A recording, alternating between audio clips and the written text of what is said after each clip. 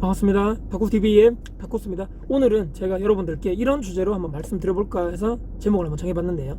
30대에 퇴직 은퇴 준비를 하지 않으면 일어날 수 있는 일이 아니고 반드시 일어나는 일에 대해서 제 생각을 한번 정리해서 여러분들께 한번 말씀드려볼까 합니다.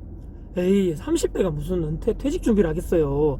좀 답답한 소리 하니 꼰대 아니야 이거 완전히. 이렇게 또 저에게 또 손가락질 하실 분도 있을 거라고 생각하는데, 최근에 제가 어떤 이렇게 여러분들 많이 보셨을 건데 이렇게 최근에 통계 자료라든지 최근에 그런 거 많이 보면 대한민국 평균 퇴직 은퇴 나이가, 여러분들 정말 놀라지 마십시오, 40대 후반에서 50대 초반이라는 통계 자료가 이미 나와 있습니다. 그러면 내가 지금 이 영상을 보시는 분들이 나이가 어떻게 되실지 모르겠지만 한 20대 30대 정도 되신 분들이라면 아직 몇십 년 남았겠지만, 저처럼 예를 들어서 40대 초반에 들어가신 분들, 이제 40대 50대 되면 이제 오히려 일을 내가 지금까지 해왔던 연수보다 일을 해야 할 날이 얼마 남지 않았구나 라고 생각을 하게 될 수밖에 없다는 겁니다.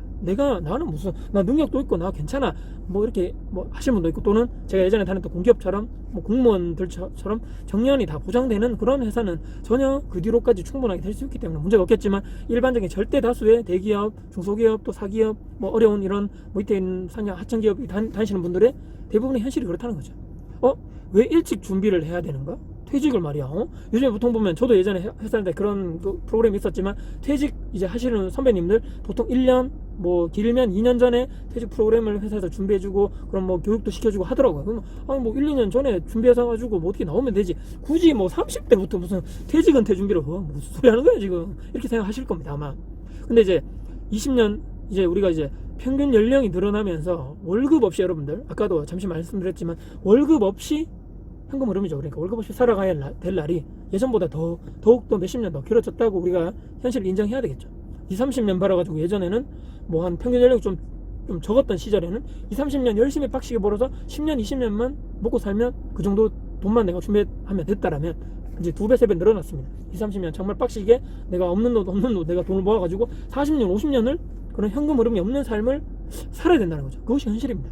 최근에 제가 이제 구독자 미팅이죠. 구독자 공식적인 제가 이벤트를 해서 하는 것이 아니고, 구독자 최근에 이제 대구에 계신 분인데, 대기업 다니시는 분입니다. 근데 저보다 한 10살 정도 연배가 많으신 분을 저희 매장에서 잠시 차 한잔 한 적이 있습니다. 근데 이제 이분이 이제 이런 얘기 하시는 거예요. 저보다 10살 연배가 많으시고 대기업 다니시지만, 이만까지는 아니지만 이제 모 대기업의 그 부장님 있죠. 부장님 자리입니다. 수많은 그 사이에도 이제 여러분 아시겠지만, 대기업에서 부장 자리 올라가면 얼마나 힘들겠습니까? 그 많은 경쟁률을 뚫고 거기 그 자리에 올라갔죠. 근데 이제 남들이 딱 봤을 때는, 와, 저 사람 진짜 어떤 대기업에 말이야 부장 자리까지 올랐고, 그 밑에 있는 직원들이 몇 명이야 도대체. 와, 연봉도 엄청나게 많이 받겠고, 와, 돈도 진짜 많이 벌겠고, 와, 대단하다. 저 사람 사회적인 인맥도 있고 엄청난 권위도 있을 것 같고, 남들이 보기엔 그러죠. 근데 이제 아파트도 있고 차도 외제차에다가, 와, 정말 저처럼 나도 저렇게 성공한 인생 살았으면 정말 좋겠다라고 남들은 다 그렇게 생각한다는 거죠. 근데 이제 그분 얘기를 들어보니까 진실은 조금 가려져 있더라. 물론 이제 그 자리 밑에 있는 대기업 아닌 중소기업 다니신 분들보다 훨씬 낫겠지만, 그래도 우리가 통상적으로 이분이 생각했던 거는 선입관과는 조금 다르다는 얘기죠. 아파트가 있긴 했지만 대출이 끼어 있었습니다. 당연히 대출이 좀 있겠죠. 근데 이제 퇴직을 앞두고 있는데, 대출 이자와 원금을 갚는 그 연도가 퇴직 남은 연도보다 더 길게 남았기 때문에, 저 아파트를 내가 퇴직해서는 내가 지금 갚을 여력이 없는데 어떻게 해야 되나? 고민이 된다는 거죠. 현실적으로. 외제차, 여러분들 아까 외제차 말씀드렸지만, 그것도 차가 여러분들 무엇입니까? 감가상각의 대명사 아닙니까? 그런 얘기 하는 거죠. 이제 퇴직을 하면 똥값 되겠지. 근데 이제 이분 계획이, 퇴직을 하면 그 외제차를 이제 처분을 할 계획이랍니다. 물론 이제 그 사또 때보다 가격이 훨씬 낮아지겠죠. 근데 아니, 왜 자동차 왜 파시려고 합니까? 여쭤봤더니만 유지비 있죠, 여러분. 유지비. 이 외제차 유지비가 얼마나 비쌉니까? 수리비도 비싸고 기름값 얼마나 많이 또 나갑니까? 그것 때문에 나는 이제 퇴직하면 그걸 이제 팔고 국산차를 타든지, 아니면 차 필요 없이 그냥 왔다 갔다 그냥 하겠다, 대중교통 동행하면서 그렇게 얘기하시더라고요. 근데 이제까지 본인이 이제 대기업 임원 바로 밑에 부장이죠. 끝까지 올라가기 위해서 충성했겠죠. 회사에도 충성하고, 모든 내 퇴근 후 시간도 바치고, 퇴근 안 하고 계속적으로 있고 그런 사람도 있잖아요. 그 다음에 주말에도 와가지고 일하고, 또 어떻습니까? 그 위에 상사분들 잘 보이기 위해서 골프도 치러 나가야 되고, 술도 같이 먹어야 되고, 노래방 가야 되고, 그런 게 당연히 예전에, 지금도 있습니다. 충분하게 있고, 그런 것 때문에 이분이 이제 얘기를 하는 거예요. 정치도 잘하려고, 본인이 안 잘리려고, 그 줄을 찾기 위해서, 대기업 줄을 찾기 위해서 엄청나게 노력했다는 거죠. 회사 내부에서는 본인 스스로는 전문가가 맞죠. 어떤 그 기업에 이 사람 부장까지 올랐다는 것은 인정을 해줘야 됩니다. 정치를 잘했든 뭐 일을 잘했든 인정을 받았기 때문에 이 사람들한테 올라갔는데, 그 분야에서는 전문가가 맞는데 이 사람은 그분 이제 구독자 만나는 그분은 밖에 나오면 어떻습니까? 밖에 나오면 아니 뭐 장사를 어떻게 해야 될지도, 만약에 장사를 한다면 창업을 또 어떻게 해야 될지, 또 내가 나와가지고 또 다른 데가 취업을 해야 될지 전혀 모르는 거죠. 물론 이제 그런 말이 있죠. 대기업으로 나오면 어느 정도 그 밑에 있는 1차 2차 뭐 밴드 기업 또는 하청 업체에 내가 그 뭐 높은 자리 1, 2년 정도는 갈 수도 있다는데, 요즘에 또 그런 분위기가 또 아니라 그러네. 그런 것도 있고, 만약 가더라도 하늘이 별 따기지만 가더라도 1, 2년 많이 버텨봐야 그 정도밖에 못 버티고 다시 그 회사에 나와줘야 된다, 그런 얘기인 거죠. 왜냐면 나를 통해 가지고, 나를 왜 회사에서 그 중소기업에서 왜 나를 데리고 오겠습니까? 내가 기존에 알던 그 대기업들의 그 임원진 또는 그 인맥들을 통해 가지고 계약을 따내려고 하는 그것 때문에 데리고 오는 건데, 뭐 시간이 점점 지나다 보면 그 인맥들 다 사라지게 되면 내가 쓸모가 있겠냐 말이에요. 당연히 쓸모가 없어집니다. 자산이 내가 엄청나게 많은 것도 아니고, 그 아파트가 대출이 있기 때문에, 또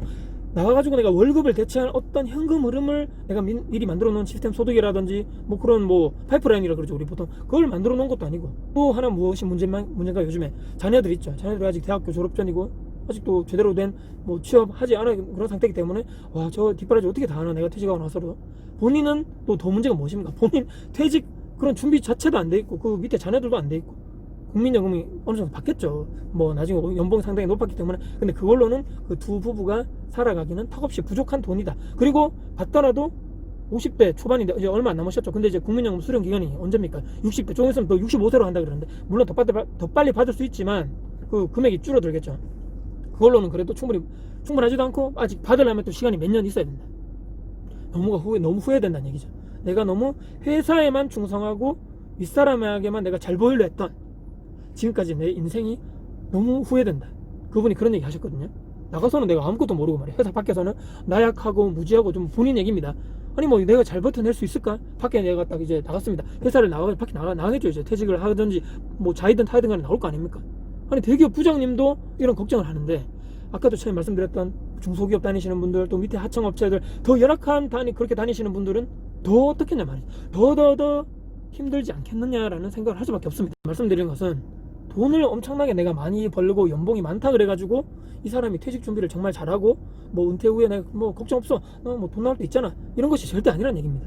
연봉이 적더라도 젊을 때부터 차곡차곡 내 돈을, 그 적은 돈이라도 잘 모아서, 일단 그 돈을 모은 돈을 잘 어떻게 투자 재테크를 통해 가지고 잘 불려가지고 나중에 20, 30년 후에 있죠, 그 투자가 기본적이 어떻습니까? 빨리 시작하면 빨리 시작할수록. 그러니까 여러분들이 영상을 보시는 데가 오늘 메인 주제가 뭐였습니까? 30대에 은퇴 퇴직 준비를 왜 하라는 이유는, 일단 투자 재테크는 무조건 시간의 힘을 먹고 자라기 때문입니다. 시간이 점점 지나면 지날수록 내 자산이 점점 늘어나는 구조, 그리고 내 현금 흐름이 점점 늘어가면서 안정화되는 구조는 빨리 뭐 1, 2년 만에 모든 것을 해결하기는 턱없이 부족한 시간이기 때문입니다. 그렇기 때문에 30대 직장인이 부동산 투자, 뭐 재테크에 관심을 가지고 더불어서 은퇴 퇴직 준비를 미리미리 하지 않는다면 여러분들 어떤 일이 발생하겠습니까?